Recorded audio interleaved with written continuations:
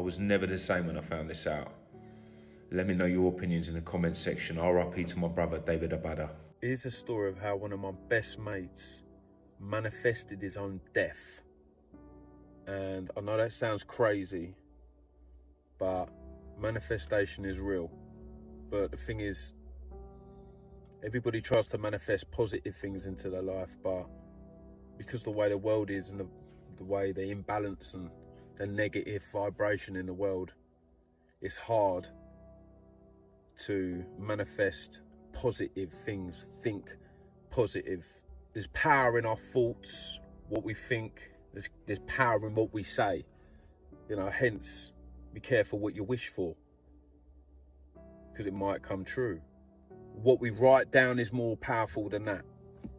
But even more powerful than that is what we say in songs, song lyrics. Half the rappers that I come up on, Tupac, Biggie, Big Pun, they're all dead. But they all rapped about murder, death, violence, and died in similar ways, you know. There's a power in manifestation that people don't understand. When I was 19 and I first went out to Spain, and it was when I first started rapping.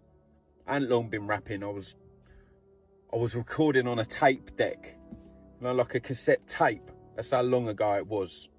And I remember the song. It was, all I wanna be is a gangster, gold, diamond, platinum, wear every day. Look over my shoulder for jealousy. Do I like the life I lead? And then I ended up involved with serious gangsters a year later. And then a year later after that, I'm in jail. So I believe I manifested that through that song. And I know that sounds crazy, but when you're rendering your words to this world and this realm of reality, we're creators at the end of the day. This is what we're here for. Our thoughts create everything. And that's the highest form and the most powerful way of doing it, through music, lyrics. But when I become aware of this, I was conscious of everything I was saying, everything I was writing down when I was writing my lyrics. And I lived my life like that ever since. But a few years ago now, a lad come into my life. A Romanian lad called David Abada. And he was the loveliest lad, he was. And he wanted a job. I gave him a job on my building firm. And he was the best labourer I've ever fucking had. Like the best, hardest worker. Never let me down a day. And would only stop working when you said, you know, he wouldn't even stop for a break unless you told him to. And you know, the loyalty he had to me was loyalty that I've never seen in an Englishman, ever. It's different in these European countries, mate. Any country really but Britain. They have certain morals, values, standards that I never see in English people. And if I asked him to kill someone for me, he would have done it without asking any questions, and happily done the time for me. You know, it was a deep loyalty that was hard to come by. So he come to me at 19, and at this stage he was 21, and this was 2 years ago. And he was with an English girl and loved her. You know, they were in a strong relationship. They had their own place and everything. He was in society, in the English society, as an English man he was. You know, his English was terrible, but he was a good-hearted fella, you know. Right, David's got what's the test called? Test for nibble. For nibble, for crazy, yeah?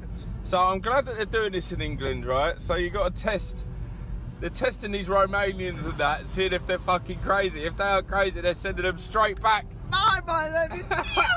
And they split up, and it broke his heart. And because he was young and he'd never had his heart broken before, he didn't know how to deal with it. So the way he dealt with it was wrong. And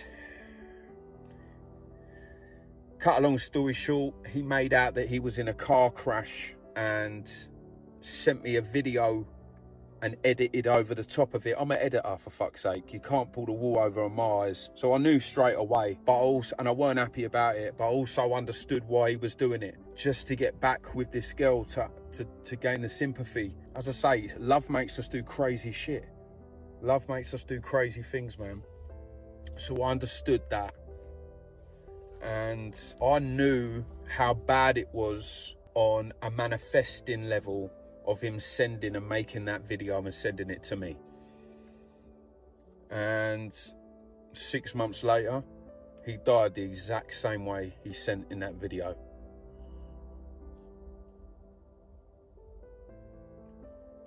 And I miss him every single day. Just be careful what you think, what you say, and what you write down, because manifestation is real. R.I.P. David Abada.